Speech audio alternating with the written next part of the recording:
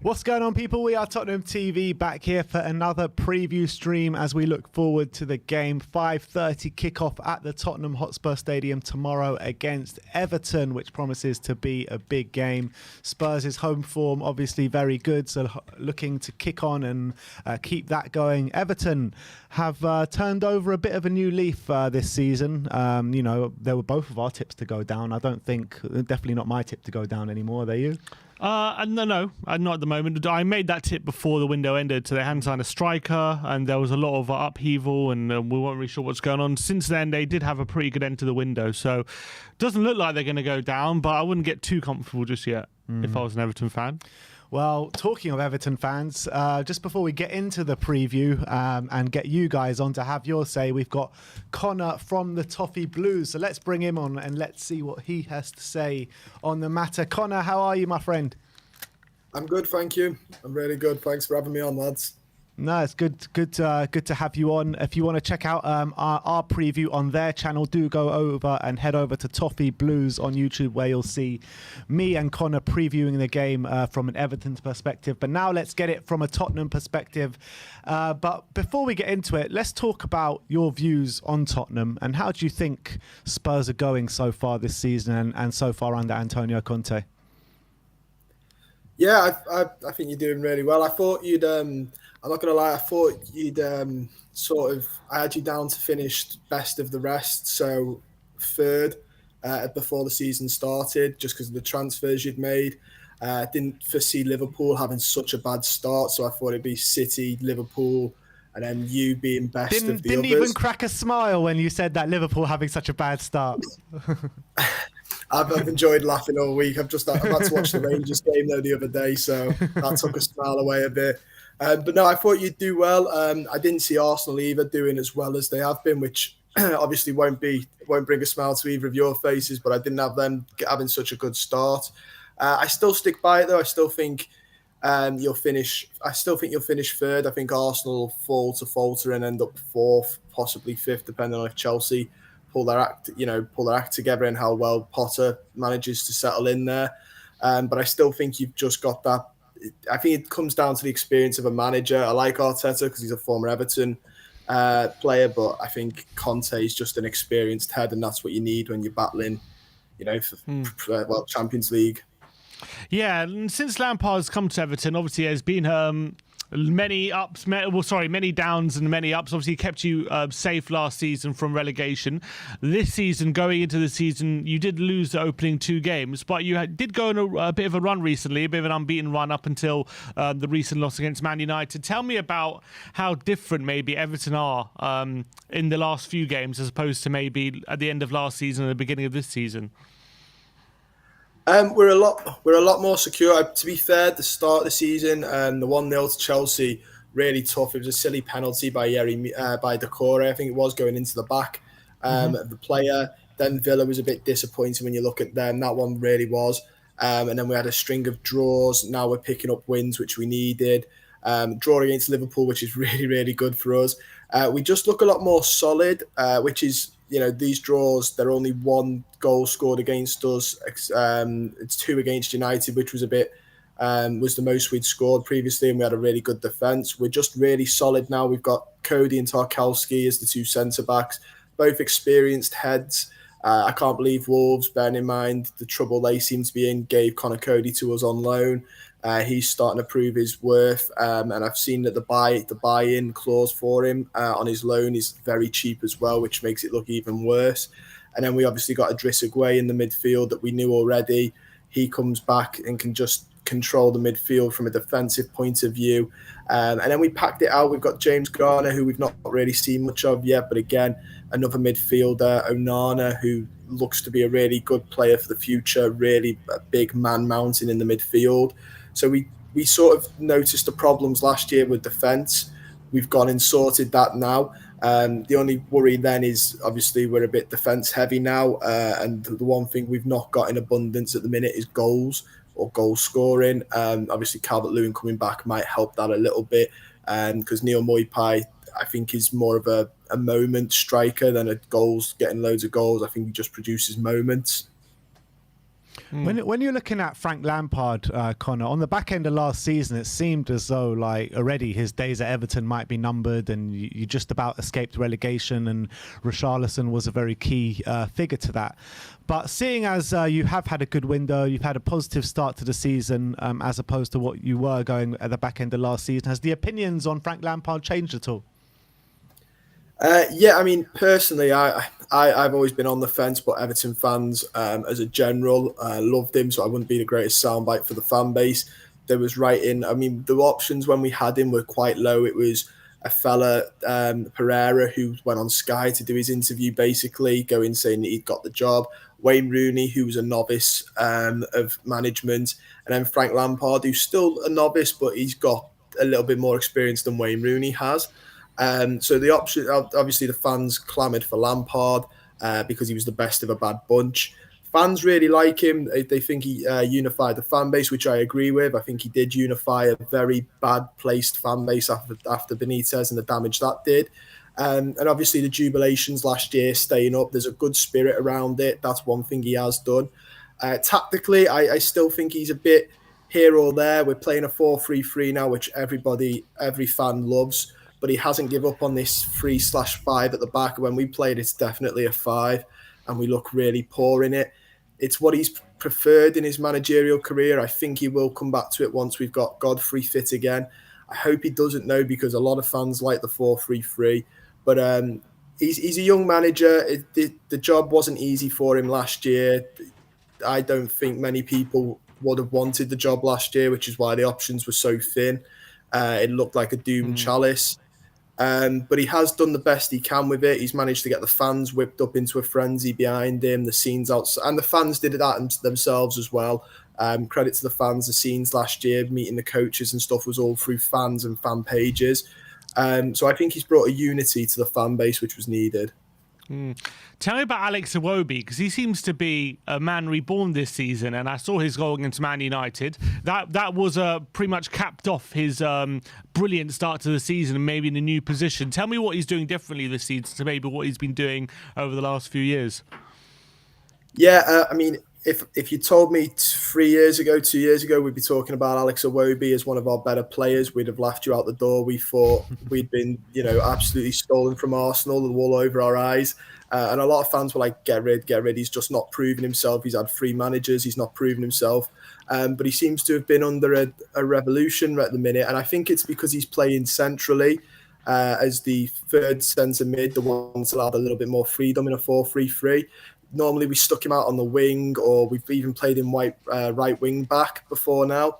And Frank Lampard said the other day he felt like that was sort of tightening what Iwobi was capable of. And Iwobi himself has come out and said he can play centrally, and that's his best position, albeit he was talking about at the number 10 role. But he seems a lot better as the free moving midfielder in a free. And he just, I think, confidence as well. I think that's something that he lacked when he first came. He had that big price tag. Everybody, even us as fans, were saying we've overpaid. It's never good when you hear a club's overpaid, but even by their own fans. Struggled. Manager switching never helps to help a player settle in when you've got a different manager every 18 months. But now he's got a manager who I think believes in him, plays him in a position where he's thinking he's getting the best. And I think you can see that now in the way he plays. He's a lot more confident now than he was a year ago, 2 years ago. Some other business that you did in the summer was selling Richarlison to us for a hefty fee of £60 million. First of all, what did you think of about that fee? Because there was a lot of made about it by the Spurs fan base. Some were saying that we overpaid. Some were just happy to get in another attacking option. How much of a miss has he been for you guys this season? Firstly, on the fee, we paid 50 million for him from Watford, so we've only made 10 million profit. So that, as a fan base, we were a bit gutted because you'd like to pay more for a player that you've paid that much in. But the club were in a financial situation where financial fair play was breathing down our neck and we needed the money.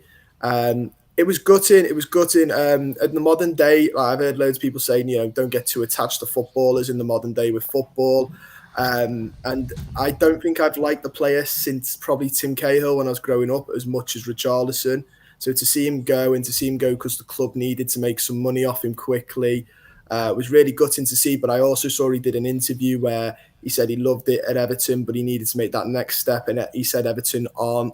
I think he used the word ambitious, but I think what he meant was we're not ready to jump where he wants to be, which is Champions League football. And it's a fair point, and I don't think we will be ready easily for the next couple of years either.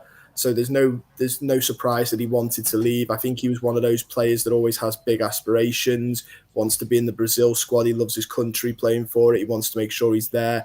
And with that Brazil squad, the talent they've got, he's got to be performing at the highest level in the highest stage to get in before the likes of Neymar. So he really does need to push himself, and doing it on the highest stage is where it's best. There's no hard feeling, though. I think a lot of fans wish him well as you can do when you go to a fellow Premier League club. Obviously, we don't want him scoring against us at the weekend, but we hope he does well. He really did try. He's one of the only Everton players to be able to hold his head up high after last season. And like you've alluded to, he basically, because of Calvert-Lewin's injuries, he dragged us to safety for a lot of games. With Everton obviously just escaping relegation last season, but with the size of the club, always the aspiration is always going to be in back in Europe and in those European spots, especially. You were so consistently in those spots under David Moyes all those years ago. What does a good season look like for Everton, do you think, this season? I said before the start of the season, obviously before being realistic on what a fan would want, because I'm not going to say, if we escape relegation, because that seems to be quite dull. I said 10th, 12th wouldn't be bad. Now that I've seen the way we kick on, I still think that. I think 10th or 12th would be a good season from the sort of signings we've made, the foundations we've built. It's another season Frank Lampard learns on the job, gets his feet steady. We'll make more signings in January and in the summer, and then we can look to move up again. Unfortunately, it's going to be a bit of a rebuild. I don't think any of our fans are under the illusion that we'll be in the 7th or 8th spots. I think we're just going to have to sadly build from the bottom again a little bit. But as long as we stick with the plan we've got now of buying a mix of experienced players as well as young players, keep a manager, that's the most important one. We can't keep switching and swapping. The future looks a bit brighter, but I think this year, 10th or 12th. Moving on to the game, how do you expect Everton to set up? Because, I saw you looking very solid in a 5 at the back system. More recently, you've been playing the 4-3-3 system like you've alluded to against this Spurs side who most likely will set up 3-4-3. How are you looking to set up the game this weekend for Everton? I think we'll stay with the 4-3-3 just because Ben Godfrey's injured, and he was the one that was playing as the faster centre-back. Yerry Mina picked up another injury, unfortunately. We do have Michael Keane, but I don't think a free back with Tarkowski, Cody and Michael Keane would be able to handle the pace of your forwards, especially Son and Richarlison or Kulusevski, whoever plays. So I think we'll stay with the 4-3-3. I think the back line will be Mikalenko, Tarkowski, Cody, Coleman, just because Nathan Patterson's injured and won't be back now till after the World Cup, which is a shame. I think we'll stick with the same midfield again, Onana, Idrissa Gueye, and Iwobi. And then up front is the one where it's difficult because Gordon's suspended. I think we'll see Moipai again. I don't think he'll bring Calvert-Lewin in just because he's had reoccurring injuries and we don't want that again. And then I think we'll play Gray, and I think we see Dwight McNeil come back into the side. Fair enough. And if that's the way you set up, what is your score prediction for Saturday? I think it's going to be really tough. The optimist in me, because you don't like to bet against your club, says something like 1-1. 1-1 is probably the most optimistic without me being biased. But I think we might end up losing this one 2-0. I only say 1-1 because I'm sure that Richarlison gets a goal in this game at some point if he plays. I think it's written in the stars. I said it in our preview. To Ben, it's just something that if I was a betting man, I'd stick a fiver on it. Fair enough. All right, well, Connor, thanks for coming on today. Like I said before, check out our preview on the Toffee Blues channel. Link will be in the description below. But Connor, thank you so much for coming on. And I would say good luck for the rest of the season, but apart from this weekend. Thank you for having me on. Nice one. Nice. Thanks for your time, Connor.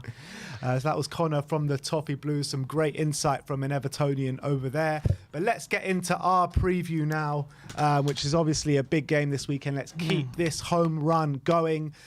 When you're looking at Everton, Sim, yeah, how do you assess they've been so far this season? Yeah, look, they've become a very solid outfit. I think it's more of a case of the improvement has become defensively. They actually have the joint best defensive record in the Premier League right now. 9 goals conceded in the first 9 games.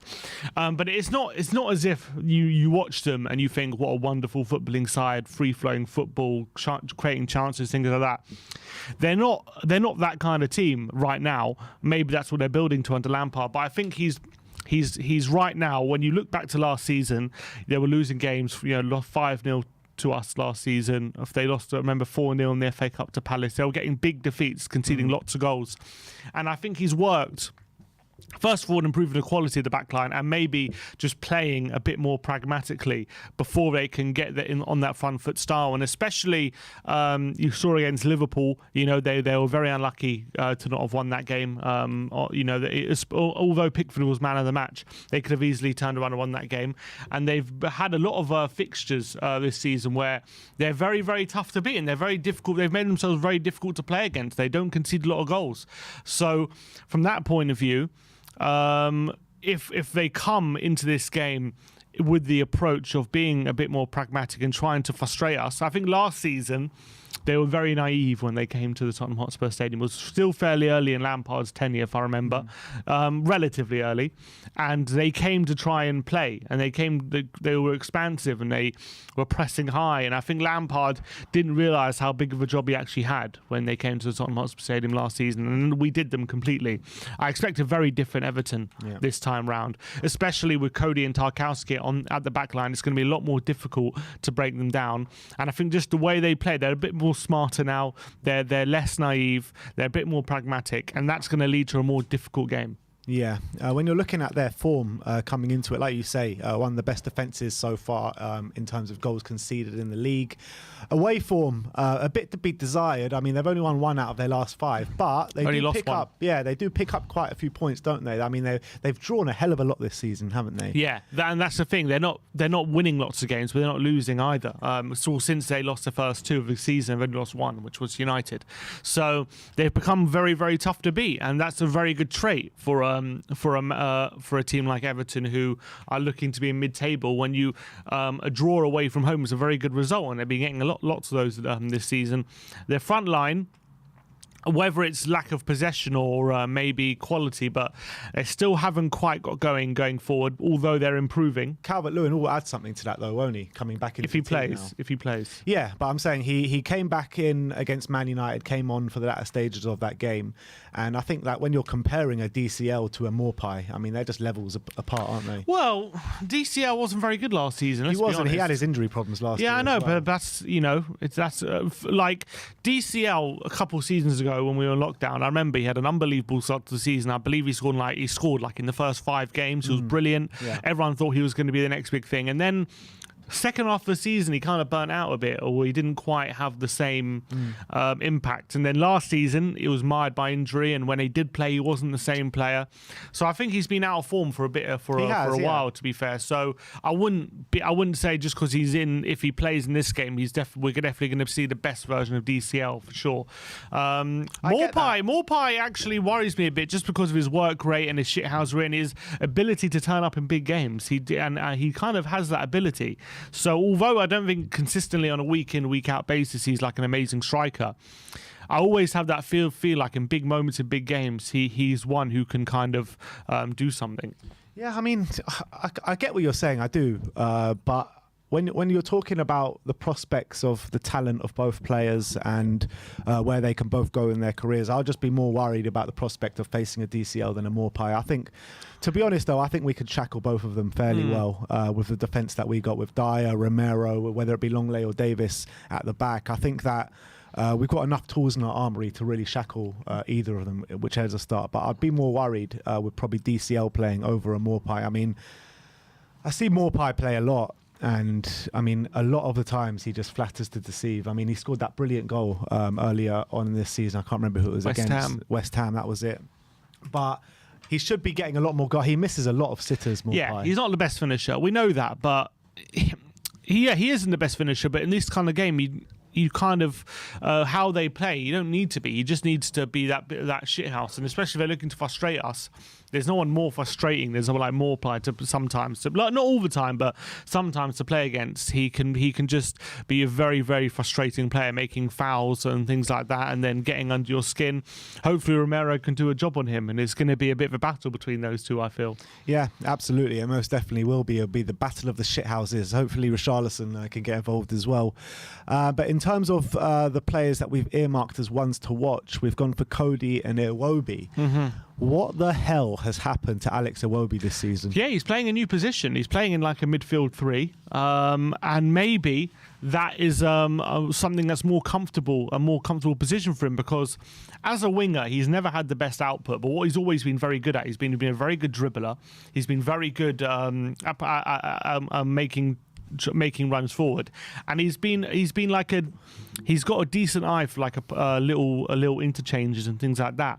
And maybe he's been wrongly profiled as a winger, and maybe the fact is he's more comfortable in these central areas where he can actually dribble, and he's actually got a bit of strength about him as well. Does it remind you a bit of the position change that maybe Newcastle put Joe Linton through, because he looked like nothing up front, or maybe sometimes pushed out to the wing, but then since he's moved into the middle of the park, big, tall, strong, very hard to get the ball off him, and he drives forward really well, and also quite solid defensively too. Yeah, 100%. And with someone of his physique, if you can train him to be good defensively, he can be a big asset. And I think he's really come into his own this season for Everton. He's become a brand new player. He's like a new signing in a way, because when you've got this player who's been playing up in the front positions all his career, now he's got this new position. He seems to have really taken it on. And you got to credit Lampard for finding this position for him, because no one really expected Iwobi to be playing in a central midfield this season, but he's doing a fantastic job, and I think he's of the right fit for that position as well. I think it suits him better. So fair play to Everton, and fair play to Iwobi for really stepping up. And to be fair, he showed against United he still has those attacking instincts with a brilliant goal from the edge of the area. So I remember, and if I remember rightly, I know it was a while ago, but he played in a Europa League final for Arsenal. We scored a brilliant goal in the final, and they lost 4-1. He scored a 25-yarder. So he clearly has that quality in him to have that attacking ability, but he just doesn't do it consistently. So putting him in midfield, I think, suits him a bit more. So fair play. I think he's doing a brilliant job, and maybe he'll turn into. Maybe if he carries on like he's playing, maybe other clubs might start looking at him as a potential centre midfielder for their team.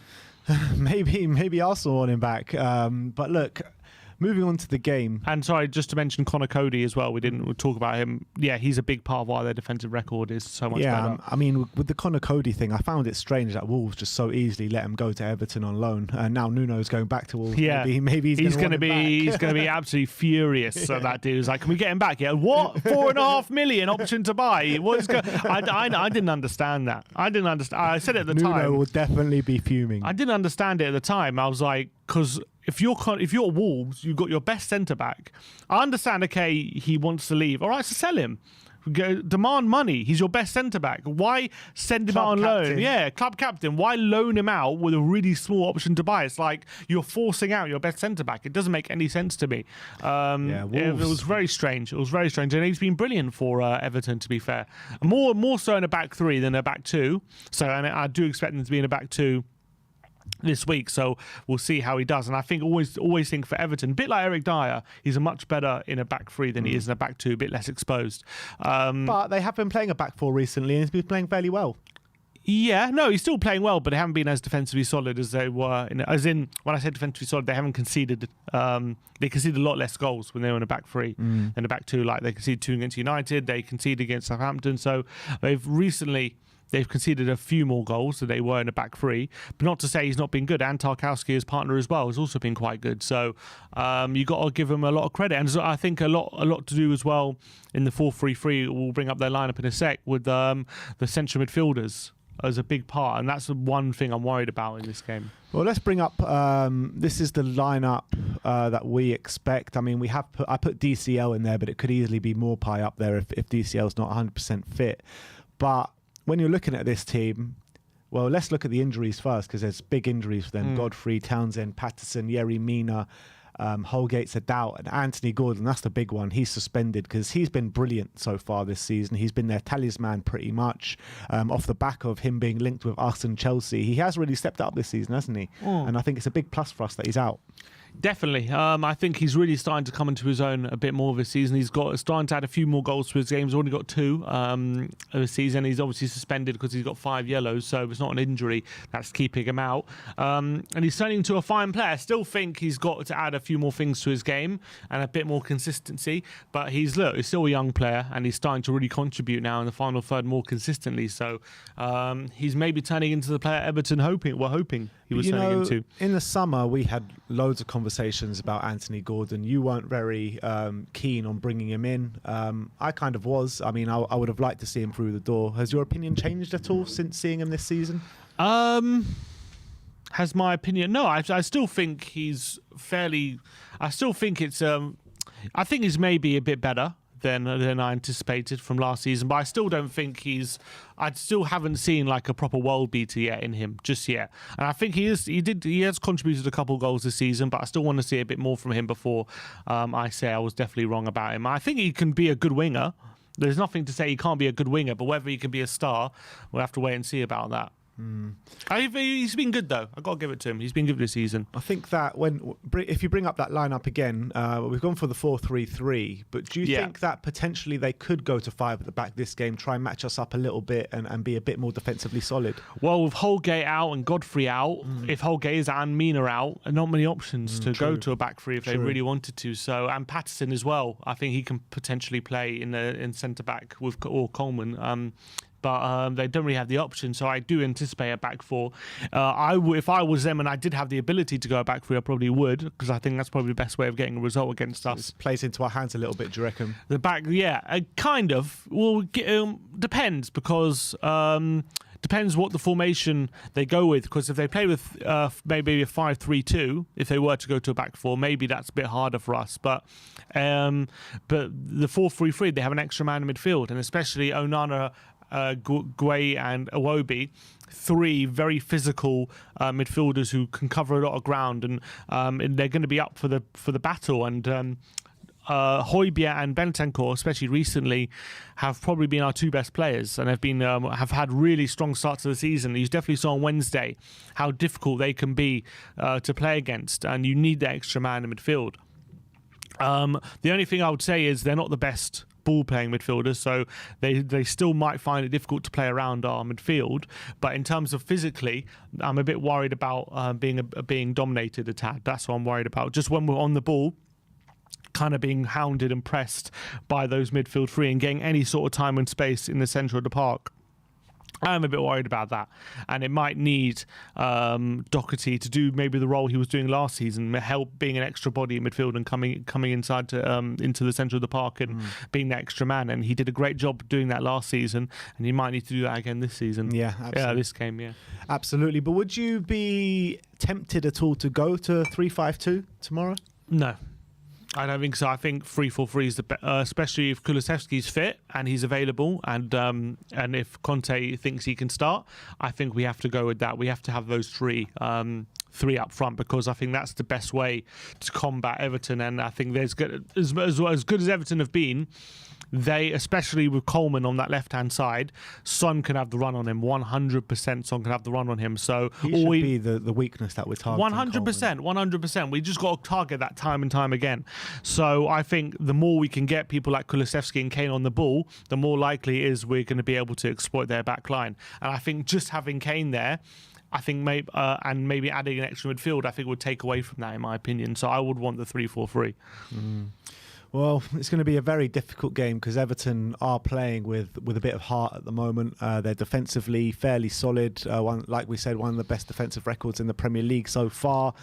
But we have done fairly well against Everton over the past couple of years. So you got to expect the 3 points, and anything apart from 3 points would be very, very hard to take tomorrow at the Tottenham Stadium. But how do you see the game going, and what's your score prediction? And if we do win, it becomes our best ever start after 10 games in the Premier League. True. So that would be very impressive, considering people still aren't sure about our start. If we were to win, that would make it 7 wins in 10 games, and that would be absolutely phenomenal. And also, it puts a bit of, well, I wouldn't say pressure, because it's all very, very fairly early on, but obviously we played before everyone else. So if we can get the win, that's always a good look going into the weekend.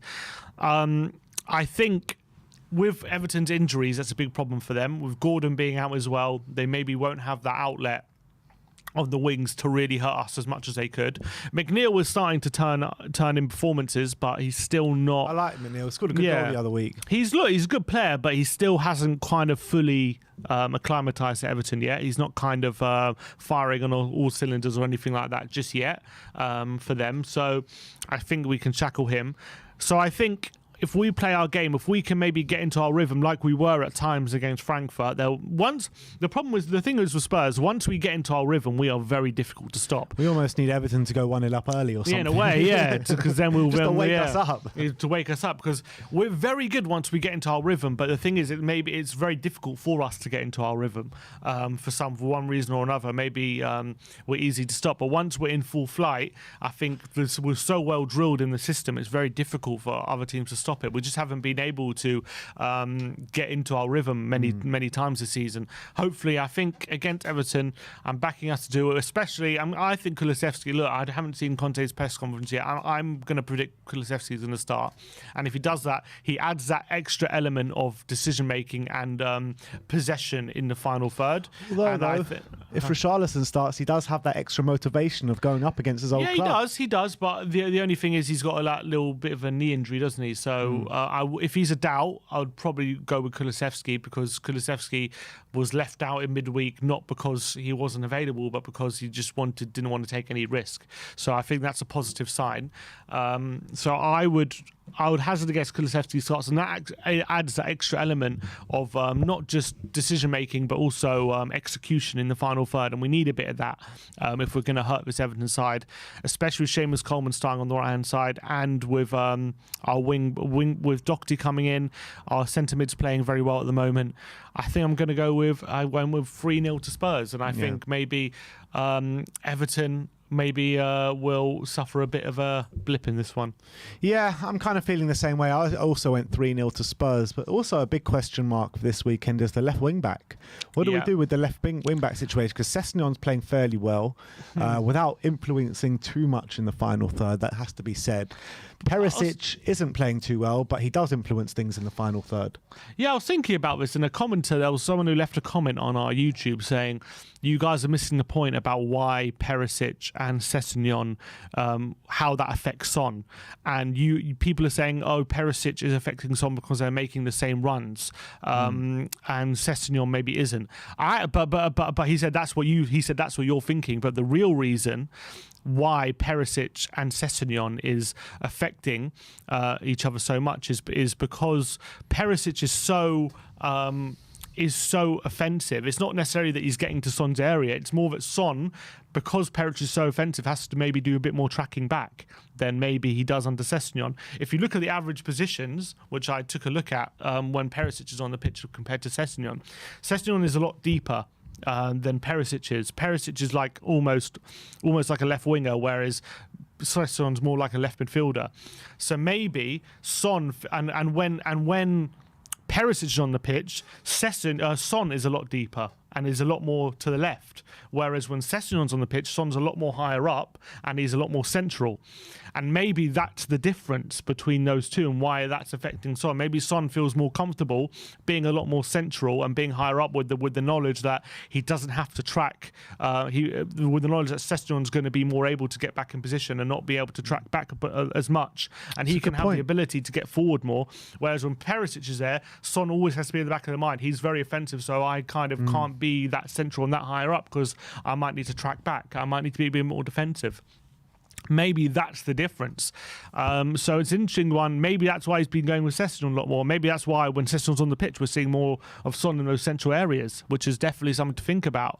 And that's something tactically Conte has to work with. And maybe it's a case of Perisic maybe he's better off on the right or something. I don't know. I'm not sure the solution. I'm not about a solution. Not he's better on the right. Maybe it's better for the team he's on the right. You know what I mean? I think that I never kind of agreed with the opinions that because they're making the same runs and they're stifling each other on the pitch. But the point that you bring up there is very interesting, and I can definitely see that being a case because Perisic has just not been good defensively whatsoever since joining us, and he's going to need to improve in that aspect. But maybe it is because Conte has alluded to that he hasn't been fully fit as of yet, and there's still a lot more to come with Perisic. So hopefully that's kind of the stuff he's alluding to, and maybe when he gets into full flight and fully fit mode, then he can start to do more of that work. But at the moment, maybe it is just worth just keeping with Sessegnon until Perisic is like fully there. Yeah, and I think I don't think it's any surprise we're just seeing a more dangerous Son when Sessegnon's on the pitch, and I think I agree. Right now, that maybe is that benefits the team more. But having said that, I know Perisic on the right and Sessegnon on the left. We played against Leicester, but maybe it's worth giving that another go, maybe pursuing it a bit more because potentially. Perisic and Kulusevski could have good link up together, and Perisic can play on the right, and then you maybe get the best of both worlds, and you still have a more dangerous Son. So maybe that's the way to go. But I've got a feeling he's going to persist with Sessegnon and maybe put Doherty in. I've got a feeling that's what he's going to do this weekend. Obviously, we've got to await the press conference, and we'll see. But apparently, there's been a bit of breaking news from Damasio. He says today, wasn't it? Huh? No, just now. He's claiming that Tottenham have now reached an agreement with Google for the naming rights, and that's now. He said earlier today that they're close to an agreement, and he's saying now, Tottenham, Super Tottenham, we are Tottenham from Google. So I want first of all. So yeah, look, that's a bit significant news if that is true. News. He says Google and Tottenham have reached an agreement for the stadium naming rights. Negotiations are about to be completed. It will be a multi-million-pound deal. I mean, obviously, it's not going to be less than $1 million, is it? No, they're just handing us a tenner for it. I don't think it's breaking news. You get a bit of free credit on Google AdWords. That's about it. Yeah, exactly. Free from Google AdWords. I want everyone in the comments to put your Google stadium names in the comments. What will the stadium be called after the deal is completed? It looks like we have finally come to an end for the naming rights saga ever since the stadium was built and we moved in. I'm going to miss the Tottenham Hotspur Stadium because obviously it's our names in there and Forget the Tottenham Hotspur Stadium. It's always going to be the Lane. What about White Hart Translate? White Hart Chrome. White Hart Chrome. White Google Lane. Chrome Dome. The Chrome Stadium. I'm feeling Lucky Arena. Lucky Arena. I'm feeling Lucky Arena. The Play Store Theatre. The Chrome Dome sounds good. Yeah. Google YouTube Champs. Google Champs. YouTube Arena. Come on. I wonder it's a very interesting development. I'm going to wait for an official announcement and stuff, but looks like that's. You probably expect that if they do take the naming rights, that this would all be from the start of next season, or are they going to change things like now? I don't know. I'm naming I don't know. I've never seen a team change the stadium name mid-season. I have. I think Newcastle did. Newcastle did. Yeah. They changed it to Sports Direct. Sports Direct at St James's Park. Yeah, at St James's Park. So I wouldn't look. It wouldn't be a massive surprise if they change. I wouldn't say like maybe immediately, but maybe after the World Cup or something. It gives them a good opportunity while the World Cup is on to do all the branding and stuff like that. Yeah. So maybe it'll be the case. They do it like that.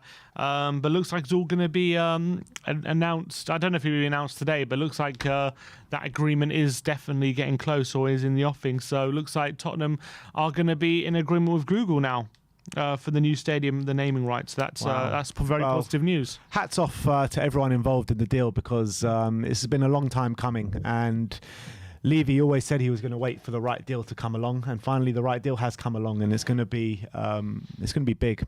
Going to be big for Tottenham Hotspur. So that is your match preview and a bit of an update on the Google stuff as well. Let me know in the comment section below or the live chat what your opinions are on the game, what your predictions are for the game, and what your thoughts are on the naming rights deal. Just before we move on to guests, let's go and take a look at BetMate. Obviously, BetMate, a really fun to play game, low stakes needed. This week, there's £1,000 guaranteed pot in the Tottenham Everton League, and you can take us on, you can take all Spurs fans on. Like I said, it's one of the funnest kind of games you can play to win money in terms of football, and if you're an FPL enthusiast, you'll absolutely adore this game. You can pick 2 players in each position, 1 goalkeeper, and you can pick a maximum of 6 players from one team. So obviously our teams are going to be very Spurs heavy, but it is £5 entry, £1,000 guaranteed pot, and also you can get a free £5 if you're a new user and you use our code, which is in the description below, WeAreTottenhamTV5. But let's take a look at our teams, and let's start off with my one. So I've gone for Lloris in goal. I've gone for a defence. I've gone for Doherty and Romero. In midfield, I've gone for Idrissa Gana Gueye and Pierre-Emile Højbjerg. And up front, I've gone for Captain Kane and Vice-Captain Heung-min Son. I think Doherty, is a big opportunity to get some attacking returns. And as well, he can, if he does help out that midfield, he can really chime in with a few interceptions and tackles. Christian Romero, I think he's getting better and better game by game. And he's really starting to step out in front of those attackers again and really win the ball back in good positions and even contribute going forward. I wouldn't even be surprised if Cuti Romero got on the score sheet this weekend. Idrissa Gana Gueye is a busybody midfielder who's always at it, and he's going to be definitely in the thick of the action. Pierre-Emile Højbjerg, exactly the same, and Kane and Son, do I need to say more? Definitely not. For my team, I've got obviously Hugo Lloris in goal. My back 2, I've gone for actually Eric Dyer and Ben Davies. I feel like Ben Davies is going to come into the 11 in this one, and he maybe from that wide centre-back position can help support the attack, and I think he's going to be rotated. So I've gone for them 2 at the back. I've gone for a clean sheet for Spurs. Kulusevski, I think he's going to make a return to the starting 11. So he's in my midfield alongside Onana, who's made a very good start to his career at Everton. He makes many tackles and interceptions, and up front I've obviously gone for Kane and Son as well. I've gone for Captain Son, who's in really good form at the moment, so I think he's gonna I reckon I'm backing him to get some goals in this one. So that's my team. I think if Richarlison does start this game, I might have to put him in last minute, but just you can make changes up until 5 minutes before kickoff. So if you've got if you make your team now and you know that your player isn't starting in the lineup, you can change that 5 minutes before kickoff. But do get involved, come and take us on, and let's see who can take away the big pot this weekend. But that is our match preview. It's time to move on to some guests. Do we have anyone waiting to speak to us? Oh, we have no one waiting to speak to us at the moment. But if you want to come and have your say, do call in. The link is in the community section. I mean, we'll hang around for a few more minutes to see if anyone does come on. But I guess let's talk about that Google deal a bit more. I mean, it's a massive deal. Yeah, and I think if they're saying the reported £25 million per year, that puts over 14 years or something, is it? I'm not really. There's no confirmation how long they're it would be. saying it was 1 billion. If it's 1 billion, that would be that would have to be a 40-year deal. 40. Sorry, 40. Not 14. 40. Yeah, it would have to be a 40-year deal if that's a billion at 25 million a year. 25 million probably puts it at probably the highest in the Premier League, I believe. That would pass and make one of the highest brand deals across the world. I don't think it would be the highest, but I think it would probably put us in like the top 10 across the world. I think a big part of this deal as well is the fact that Spurs are at the forefront of tech innovation when it comes to stadiums and the way we're trying to be always at the forefront of technology. And you even see that with the stadium with the retractable pitch. The fact we want to improve it so soon after opening the stadium, we already want to improve it because there's higher tech innovations and stuff like that. So I think this absolutely suits everyone in this deal. We've been waiting for the right suitable partner to do a naming rights deal. I think Levy's done well to kind of wait for the right deal to come along and they're not rushing into signing a deal. And the fact that Google are the company that have come forward and stumped up the money, I think you got to say it's a brilliant deal for Spurs, and we've done well to wait, because it would have been easy to kind of rush into a deal. And I think we've done very well to just wait for the right deal, and it seems to be a very lucrative one for Spurs. And to put that deal into a bit of perspective, the Arsenal deal that they got for the Emirates, with obviously Fly Emirates sponsoring their stadium, they did a 15-year deal that cost in excess of 200 million. So how do you compare that to our deal? That's much lower, yeah. Because that can't be right. 200 million over 15 years. That's what it says. It says in excess of 200 million. But actually, it's not 15 years because it went from 2004 and it actually expires 24-25. So it's actually a bit longer than that. So 2004, so 21 years. 21 years, yeah. Yeah, so obviously it's much better because that would work out to about 13 million per year.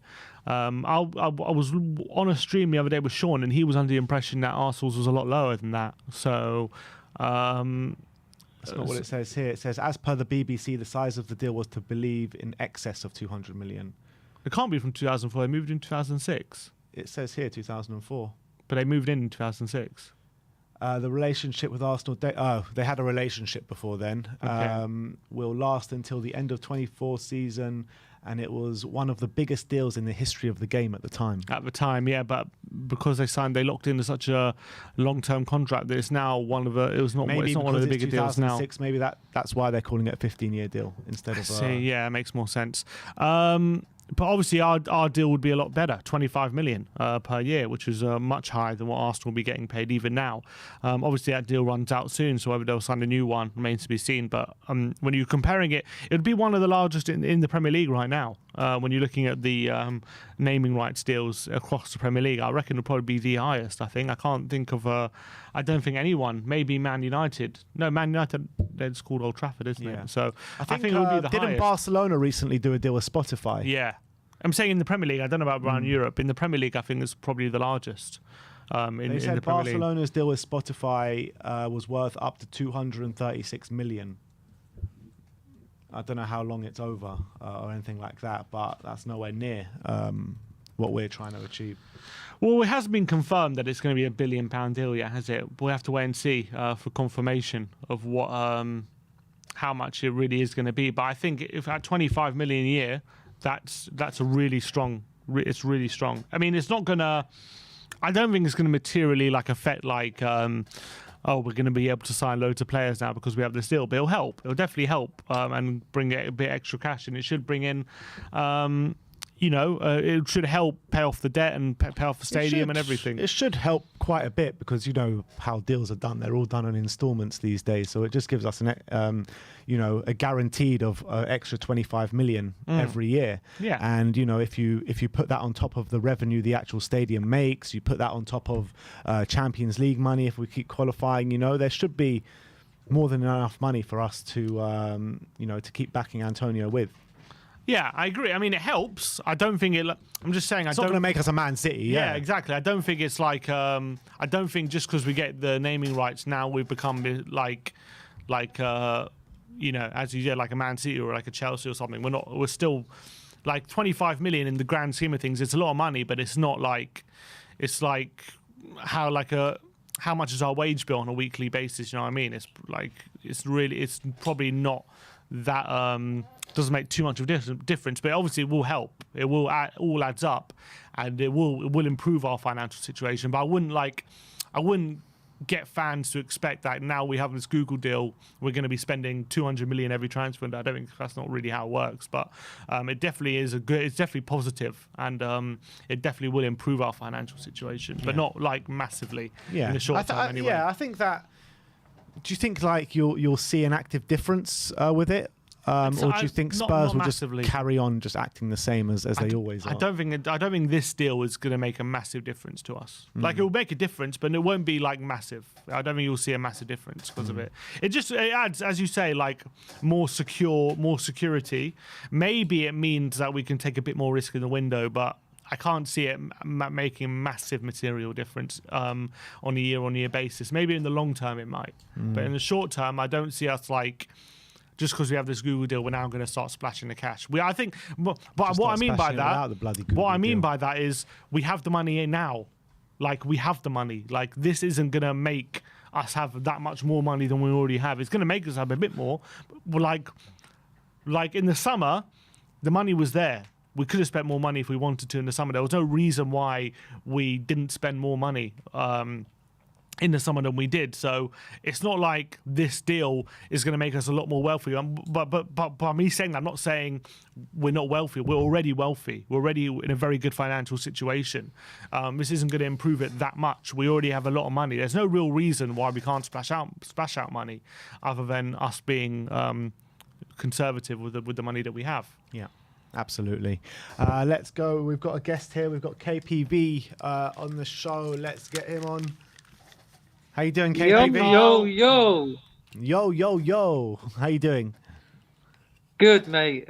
Just joined the Tottenham Everton BetMate League for £1,000, and I've already picked my team. You nearly finished above Sim in the midweek. Nearly is the operative word. Oh yeah, like I don't give a monkey. I don't care. I don't care, man. But it's gonna happen this weekend. Just you wait and see. I'm still going to finish above Sim, and I still want a game of FIFA with Sim because I haven't played him yet. So obviously the game already came out, so who cares? But I still want a match with you, Sim. We haven't played our game yet. So well, bring it on. Well, we can do crossplay now, so maybe I can give you a game. There's not just Ultimate Team online friendly. There's online friendly.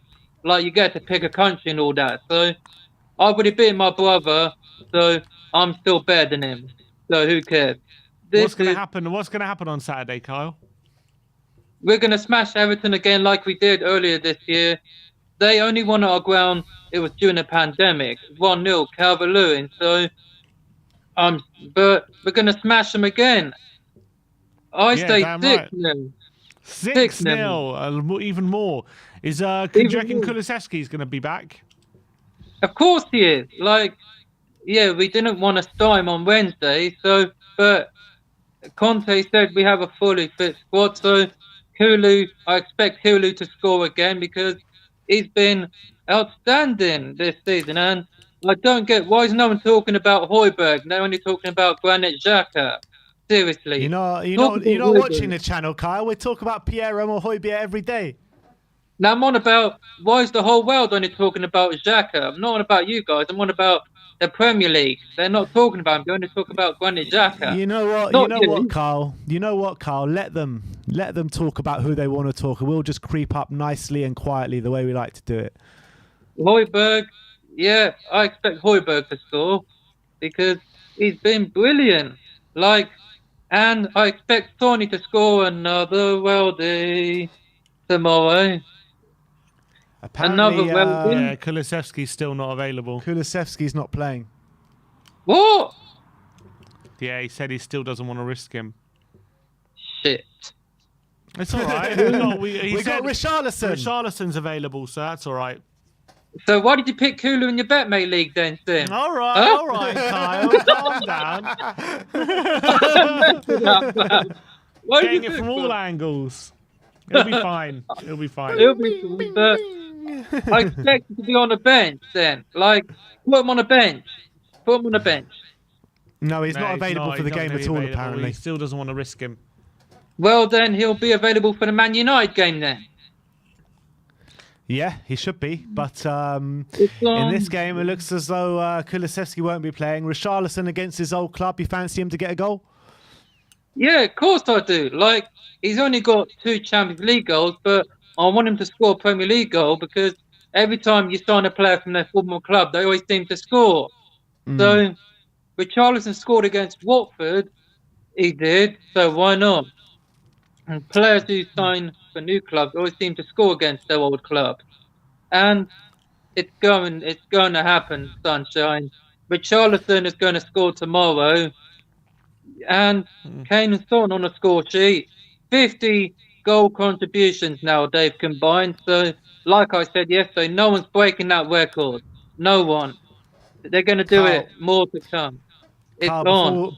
before we let you go, I want to know what you think the Spurs Stadium should be renamed after the Google deal.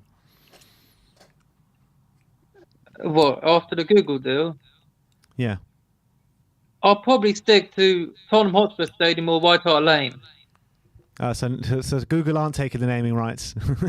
No, I don't want that because, like, then why are people going to call it that? I'd rather stick to Tottenham Hotspur Stadium or White Hart Lane because it's better than the others. Like, I don't want the Google Stadium because people are going to end up calling it that when we play home games. But no, thank you. Tottenham Hotspur Stadium, White Hart Lane for me. So, but I see you wanted a stunner yesterday, Ben. Is that what you told Dave? You wanted a stunner? Excuse me? Did you want a stunner from Stone Cold Steve Austin? I heard Dave told me you texting. You wanted me to give you a stunner yesterday. Really? I didn't speak to Dave yesterday.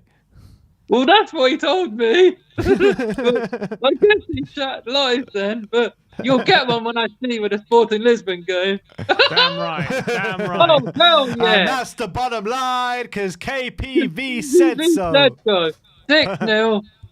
Since Kulu's not going to play. And so let's go with Richarlison, Ronaldo, Kane, and Dyer, because Dyer scored in this game at the stadium on the last day, 2018-19, to also Dyer again.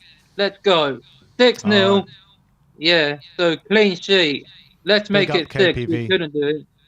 So let's go. 6 clean sheets, please. Big up All right. KPV. Thanks for coming on. And what are you going to go do now? I'm off to listen to Who Let the Dogs Out. I'm going to change the word from dogs to hounds. As David said. And Who Let the Dogs Out? Brian Daigle did. Bagel did. See you later, I mate. wonder if he's watching. I wonder if he Nice one, heard Carl. it. Well, Later. we'll see. See you later, mate. See you, mate. All right, so we'll get into some quotes coming out from Conte's press conference in the moment, talking about.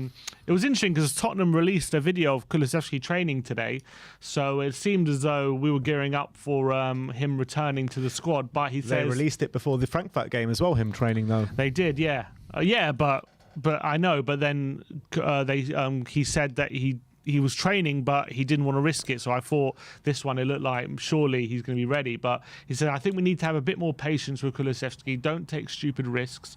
We have to play a lot of games from now until November. And this moment, he's still not 100% to be really fit in perfect condition. It's important to respect the opinion of the doctors on the player.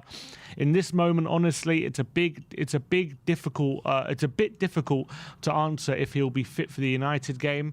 It depends on the new MRI he did today, and about the work the doctors say about his situation, also the feeling of the player. I was a player myself, and in this situation it's important to respect the feeling of the player, and if he feels 100%, otherwise it's not good to take stupid risks. I think that's right. And if there's any sort of risk, there's no point, because we've still got Richarlison there if he's available. Lucas is now back. Can even play Perisic up in the front. Perisic is there as well. So unless Kulusevski is 100% fit, you don't want him playing and then pulling a hamstring. And he'll be out for another 2 weeks. I said last week before the Frankfurt game, and it still stands now. So whatever the doctors think is what we should go with at the end of the day. He was talking about the wing-back situation. He says, against Brighton, I was very pleased with Matthew Doherty. He struggled to he struggled to come back to a good level. Last season he struggled, but then he became a really important player for us. He says also on Jed Spence, he's working and improving. He's starting to understand what the demand is to stay at Tottenham, and I'm pleased to have more options. Come on, so maybe Spence going to be an option soon. Maybe. And also more interestingly on Brian Hill, he says, you know very well that all my players are important. They have to show me that they are ready to help us. I have great respect for all my players. In every training session, my attention is the same. Is the same way for every player, for Kane and also for White and for Sarr, who are two very good prospects. He says for Brian Hill, Gil is getting stronger, and that was the only gap for him. He has the skill, he's building and also improving his physical aspect. Very positive comments on Hill and Spence. I'm liking both of those. Positive, he says the only gap for Hill was physically, and that's positive that he sees how much quality he has. Yeah, it's kind of what we've been saying all week as well on Brian Hill. And on Conte on being unable to rotate Eric Dyer, he says there are certain roles that are very difficult to make rotation. The centre-back in the middle is very difficult. It's a very specific role. I can use Romero and Sanchez can play there, but if I have the possibility to use the player and they give me availability and they feel comfortable, then I will use them. That's fairly interesting. It sounds like he doesn't really want to use them there, but he's claiming he can use Romero and Sanchez there, but he hasn't done it. So he moved Romero over, didn't he, when he took Dyer off? Yeah, and that's when we had our most difficult moments. Yeah, true. And we've seen Romero last season whenever he's moved. I think it was once or twice he moved into the centre and we didn't look great. But look, we'll have to see how it goes. But I think very positive comments on Hill and Spence, that's for sure. Yeah, maybe he's going to be. I don't know if he'll be this weekend, but maybe we'll start using him a bit more in the future. We've got a super chat from the Joracle saying he wants to call it Silicon Lane. Silicon Lane. But let's move on. We've got another guest that has come to join us. Coach Stell from Tottenham Away. How you doing, Stell? Stell, I heard you're getting in the boxing ring soon. I've accepted 1v1. For the listeners who don't know what you're talking about, let them know. Stell and Terry from the Football Terrace. What's going on? Tell us. Well, I made a short video a couple of weeks ago on YouTube saying everyone block the Football Terrace, stop watching them. All they do is hate on Tottenham, hate on Spurs, hate on Conte. He's retweeted it today. He got a bit rattled. I replied to him saying, like, bro, who's the one that's rattled? You're using my content. I don't touch yours, right? Yeah. And then he's invited me for a 1v1 debate. And he said, I bet you bottle it. I said, I accept. Come on my channel now to see who's the bottler. And then he started being nice. He's realised, now what do I do? I've accepted 1v1. And I'm going to expose the hate against Conte. We can host it. We can host it on neutral ground if you want over here. I'll propose it to him. Ever the businessman, my brother. What's it called? What are they saying about Conte? What hate? It's the same crap that we hear as Spurs fans on our channels, with people saying this guy's football's boring or he's going to get sacked because it's not acceptable. It doesn't know how to change formation and substitutions. Listen, what it is I don't want to make this calling about them, but when you're heavily loaded with Chelsea and Arsenal fans, you've got to pander to that audience, and that's what they do. And we're the guinea pig. Well, you know what? I'm sick of it. I'm sick of us being slammed by everyone and anyone when they get a chance. I came on the show yesterday and I said, guys, I am going to defend and back Conte to the high hills. because we cannot keep turning and exposing the failures as the manager being the problem. It's constantly the manager's fault. Manager number 14, everyone get behind him, back him. If you don't like the football, then just wait for the results to come in and don't watch the game. Yeah, absolutely. And if you're just waiting for the results to come in, I mean, you'll be very happy, won't you? Third in the league, top in the Champions League group. I mean, I don't know what there's not too much to complain about at the moment, surely. No, the only moan and groan is the style of play, which we have to accept. We're playing players that aren't good enough. And these players are playing above their levels because of the manager. You know, Davies and Dyer, they never played under Poch, rarely. They were benched every game practically. Now they're our starting two. So, you know, what do you want? We're not. Listen, I'm not going to go through all the weaknesses of Hotspur. Conte needs time. He needs to be backed. It's over to Enoch and Levy to deliver the right players. And now, if we get this naming rights deal, there should be zero excuses coming out of anyone's mouth in Tottenham ever again if we get this naming rights deal over the line. You think the naming rights still makes a big difference when it comes to like transfers and things like that?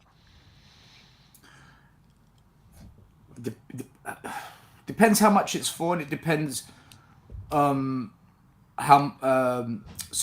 they spend that money, right? I think personally they're going to put most of the money towards paying off the debt.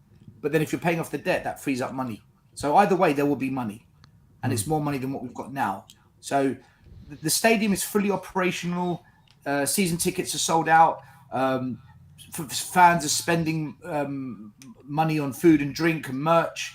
We're in 4 competitions. That's 4 competitions worth of match day revenue. We're in the most elite competition that pays the most money, the Champions League. We're currently 3rd in the league. So if we continue to keep that going, Sky Sports are going to want to show more of our games because we're a team that's in demand because we're in the top 4. We've got concerts, boxing. We've got naming rights still. There's money coming every angle. You look. If I put my hand on my chest, there's money coming out of here as well. Look, there's money there as well. So there's no excuses. We'll get Longley on loan. Exactly, and we'll get a Doji and send him back out on loan. You know. Yeah, but there was probably no excuse even before the Google deal, to be fair. But I see what you mean. Like, I agree. There is money shouldn't really be an obstacle right now for Tottenham in terms of getting what they want and who they want, with how we're set up financially, in my opinion. Oh, did he just go? Is he frozen? Is he coming back? Oh, I think I heard him. One sec. No, he's gone. We'll try and get him back. We'll try and get you back still. Yeah, he's back. There you go. Stel, you're back. I don't know what just happened there. Anyway. That's all right. You're back. It's that dial-up internet again. Here we go. Back to the front lines. Back to the trenches.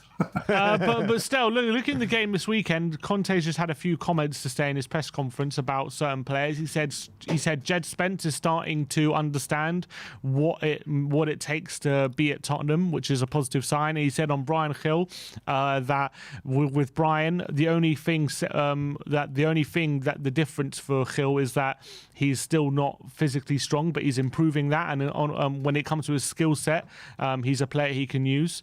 Do you see Conte maybe starting to use these players a bit more? Maybe not this weekend, but before the World Cup? I think he's going to have to, because we can't play the same 11 every single week with so many games. You know, we had a game midweek, we've got a game on the weekend, and we've got another one midweek, then the next weekend, then we've got Sporting Lisbon, then the weekend. Players are going to get injured. Like we saw what happened to Kulusevski. That's going to happen to more players. So he's going to be forced to use players that perhaps he doesn't want to use. And he's going to have to, also begin to adapt his formation in certain games because of players that are missing.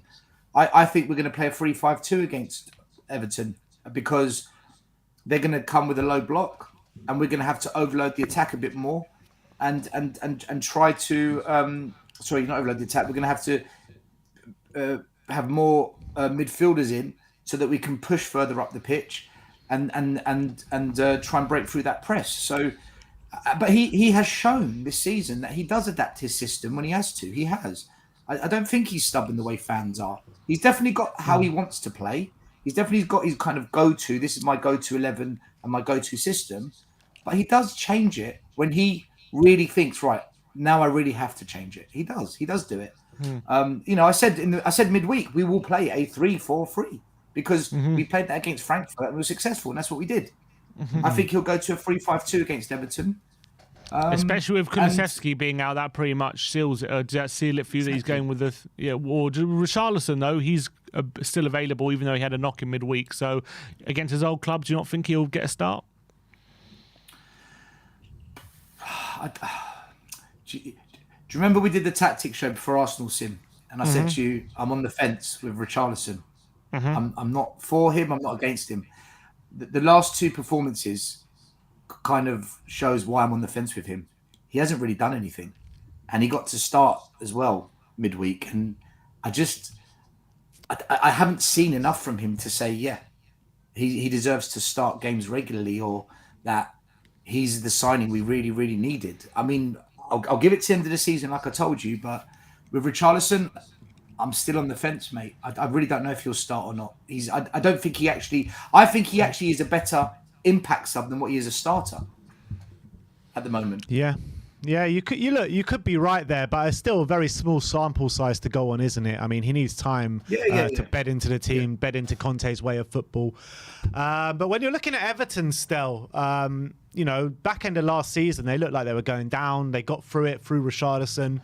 How do you assess them this season, and how do you think the best way is to go about beating them? I know you said 3-5-2, but which way is the best way to go in terms of wing backs and midfield options, etc.? Well, we know what he's going to pick. Emerson will start. Emerson suspended. Oh yeah. Sorry, it's the Champions League he starts. Yeah, Doherty will start. Romero, Dyer. I think he'll probably go with Ben Davies, and then I think Perisic will come back in. I think Perisic will come back in for this one because we're going to need that creativity because Everton are going to sit quite deep. I think he will go with the three: Dyer, Basuma, and Højbjerg and Kane and Son, obviously. That will be the starting 11 for me. No chance for Skippy? No, I think he'll start with Basuma ahead of Skip. Because the one thing about Basuma, he keeps possession of the ball so well. If you look at the stats on it as well, he's the best ball possession midfielder at Tottenham this season. Albeit he hasn't played much, but for the minutes he has had, he's kept retention of the ball better than any midfielder in the club. He's very, very high, his stats on that. So we need to keep that ball, because what's going to happen is they're going to sit back and we're going to need to keep moving the ball left, right, left, trying to find an opening and then create an opportunity. Everton are much more disciplined. Frank Lampard's began to get a bit of a number out of them. They're a more disciplined side. They can still be got at, though. Look, Man United, really, when they went up to Goodison Park the other day, if they had their accuracy on the shooting, bloody hell, I'm making a meal of this. If they were more accurate in their shooting, they would have won the game in the first half, but they just weren't. And you saw it against Ammonia last night. Man United's shooting accuracy isn't that great. So but they're disciplined, though. They are disciplined. So I think it's going to be a tough game for us. I think they're just going to sit back and try and contain us. And when that happens, that's when we tend to struggle. Stel, there's been a bit of a conversation about how playing either Perisic or Sessegnon potentially affects Son. Super chat.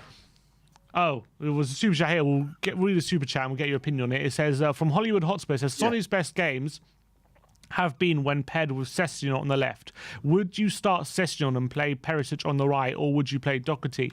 When it comes to that conversation, do you agree that maybe having Perisic on the left does affect Sonny and how his positions he can take up, or maybe the fact that he has to do a bit more defensive work when Perisic is on the pitch, or do you think it's just coincidence that his best performances have come with Sessegnon? No, I do think he has to do more defensive work when Perisic is on the pitch. And if you look out of all the attacking players at Spurs, and I don't like going to the stats, but I'm just repeating what I've seen. Out of all the attacking players, Son has done the most defensive work out of anyone this season. So although he's had a lot of criticism, and in some cases rightly so, in terms of his team effort in the defensive phase, he's been one of the best out of the attacking players. So I think that is partly because of Perisic, because he hasn't got the legs to get back. And I think Son is having to overcompensate there. So there is some weight in that. But you know what? Good players play better together. And Perisic and Son are both good players. I just think the attacking lineup, the front three, they haven't gelled yet. We still haven't clicked. We saw a glimpse of it against Frankfurt, where the ball went to Kane, first touch, slipped in Son, first goal. That was a wonderful counter-attacking move. That's the Spurs we know under Conte. We haven't seen that enough this season, and it's just the front line hasn't clicked. And I don't know why. Like, Kane had an unbelievable chance to feed Bryan Hill in. Simple pass on the ground. He delayed, he hesitated, and then he's whacked it chest high. It's like, come on, man. That's not the manager. Like, you're better than that, Kane. So I just don't think we've quite clicked. But what's good about that? We're third in the league and we haven't clicked.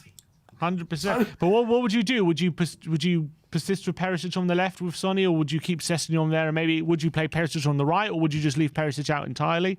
What would you do? The problem we've got is if Perisic doesn't play, who can cross a ball into the box in this squad, especially with Kulusevski out? So when you think of people that deliver a ball into the box with quality, you're thinking Kulusevski and Perisic. No one else really out wide does it. Emerson's awful at it.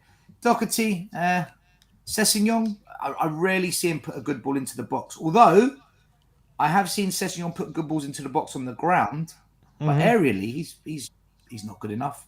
So it's a kind of, if you don't play Perisic, you're taking out any creativity from the wide areas. So he has to play for me, and so does Son. They're both good players. They have to play. All right, Stel, give us your score prediction before we let you go. Do you know what? I've got this. I'm usually wrong, but I've got this feeling it's going to be a stinky game, but we're somehow going to nick it 1-0. I'm going to go 1-0 Spurs. And I've also got to give a massive shout out to Bob Spur TV and Nick from Shelfside Spurs who did the watch along midweek. And I totally forgot to give him a shout out. So I'm giving a shout out now. Big up, Nick and Bob Spur.